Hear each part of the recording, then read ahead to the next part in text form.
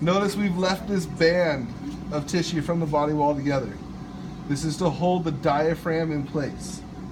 This is the diaphragm muscle right here that separates thoracic from abdominal cavities. We want to leave that intact if at all possible. So if you find the bottom of your sternum, that xiphoid process, it's right about where you want to start this. Let me take that back. That's what the directions read in the book, but that's not true. That right there is the tip of the xiphoid process. You can make your first incision there and run back to either one of the body walls this way, in the lateral way. Then you'll come forward towards the cranial end of the animal, about a ½ inch, 3/4 of an inch, and you'll repeat that cut. That way we can leave the diaphragm intact. Once you've made this cut, you can now make your vertical incision here. Find the sternum again and come off to either one side or the other. You don't want to cut through the sternum, you want to cut through ribs. Much easier. Insert your scissors into the thoracic cavity with the blunt side inside towards the organs. You're going to run this incision all the way up to the throat so that we can clear up and see the trachea here. Once you get that open, we'll be able to see the contents of the thoracic cavity. First thing to point out is, if you remember, we had the peritoneums. We talked about our embryological stuff, right? We have parietal peritoneum, we have visceral peritoneum. We want you guys to know where those are located in these cavities. You will not see either of them. You need to know that peritoneal is against the body wall. Visceral surrounds each organ itself. And of course, when we're up here in the thoracic cavity, it's got special names. Instead of peritoneum, we'll call it pleura. So you'll have parietal pleura on the body wall, you have visceral pleura on the organs of the thoracic cavity. So we can see a lung on either side. We have cranial lobes, middle lobes, and caudal lobes. In the middle, we can see the heart. This heart's still inside the pericardial sac. You're welcome to get that open and expose the heart if you'd like. If not, we'll do it in weeks to come. Do be sure any of your major blood vessels, do your best not to sever those. You want to leave those intact for when we do circulation. So try and leave those as intact as possible.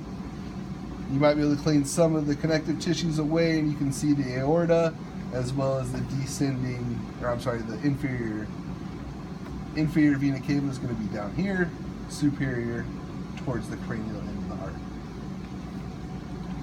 For today, that's all we really need to know about the thoracic cavity. One other thing is, you're doing your dissection. See how nicely the ribs fall open? It's because these have each been broken down by the vertebrae. So you start to peel it, you're going to have to get in there with a thumb and break some of those ribs, if not all of them, to get the chest to lay open like that. So then for our abdominal cavity, we'll already have our one cut here. Again, with the rounded edge of your scissors on the inside, make a nice long cut towards the caudal end, and you can make vertical cuts here and here to lay open the abdominal cavity. Starting from the cranial end, first big structure we see there is the liver. Cats' livers are huge. They actually go on both sides of the body of the cat. In us, it's just on the right side. Notice at the top of the liver, this bit of connective tissue between the diaphragm and the liver. It's called the falciform ligament. This is what's left of the ventral mesentery. I'm sorry, the dorsal mesentery. Dorsal mesentery, yeah. Well, we've already done this once. Dorsal mesentery, that's all you're going to see is that little tiny piece. Ventral mesentery is what becomes the mesentery on the small intestines. All of that clear structure is ventral mesentery. Now we just call it mesentery. So, falciform ligament, liver. Embedded within the liver, you can see this little white bag. Some of your cats, and especially on a human, it's going to appear green. That's the gallbladder. You can also see it from the underside of the liver as well. After that, we can see our stomach. This is all the stomach of this cat.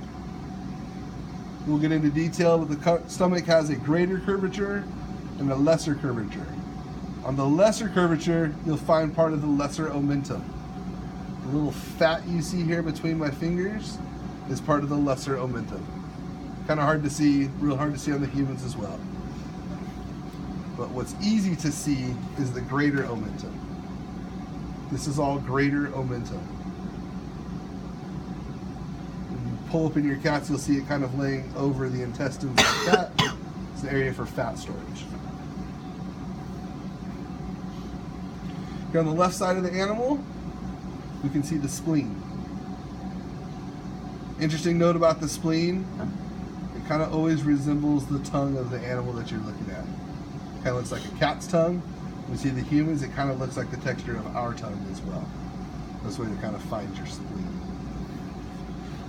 So if I lift up that greater omentum and look towards the underside of the stomach, we're going to see our pancreas.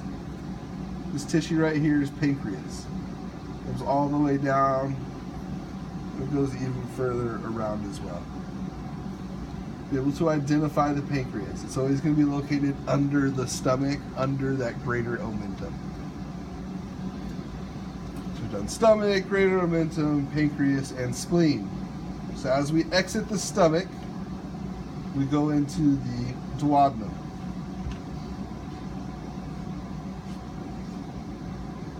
This is duodenum.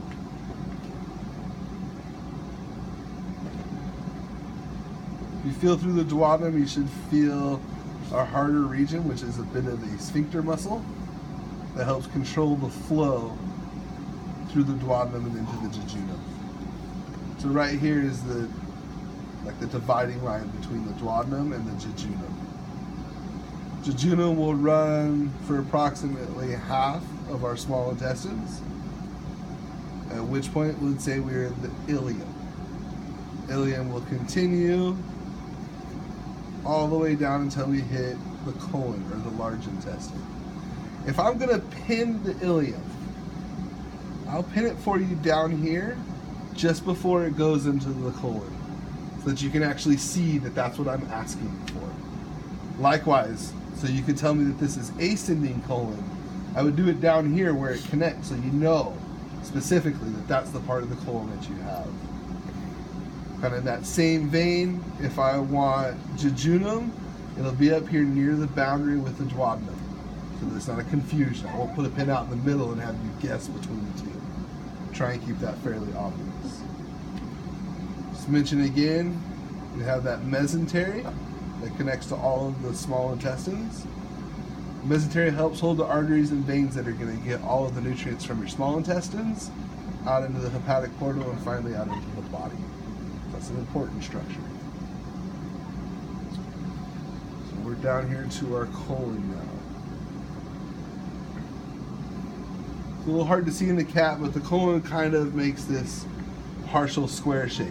You have an ascending colon, a transverse, and a descending colon. So basically think of it, when you look at the colon, break it into three parts. Right? The first third is ascending, the middle part will be transverse, the lower third will be descending. It's kind of hard to see in the cats at this point. I can show you on the human cadaver very well. As you get towards the end of the descending colon, you get to an area where the colon's going to make this hard like S turn. That's called the sigmoid colon. So you continue to move caudally towards the tail, you'll be in the rectum, and then finally it terminates at the anus and then exits the body. That's as far as we need to know the intestines at this point. So that's all the digestive stuff. Onto urinary system. Here we can see one of our kidneys. The other side, we can just barely see a kidney. Kidneys are retroperitoneal. They're on the outside of that peritoneal. I can't think of the words right now. Sorry, guys. They're on the back side of the peritoneum. So that's why they're retroperitoneal. They're actually outside of the abdominal cavity. So you'll have to cut that open in order to expose it. And you'll be able to see a kidney like this. All right? Flowing out of the kidney, again, retroperitoneal, is going to be your ureter. That is one of your paired ureters. You have one from each kidney that flow down to your urinary bladder. Out of the urinary bladder is a single tube, that's the urethra. So you come down from 2 kidneys, 2 ureters, to 1 urinary bladder, and then exits out 1 tube, that's the urethra. This is a female cat, so if I pull the bladder forward and look under it, I'll be able to see her uterus, and then where it splits, we say a uterine horn, a right and a left uterine horn. The uterine horn continues for a couple of inches. It gets fairly thin towards the end. We would call that then a fallopian tube. The fallopian tube was going to terminate in structures that look like little fingers. We call those fimbriae. The fimbriae sit on top of the ovary, like that. So if you look here, it looks like a little bean. That's the ovary itself. And if you look closely, you can kind of see the fimbriae that coat the outside of it.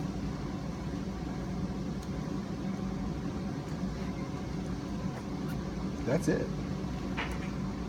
That's all we got to do today.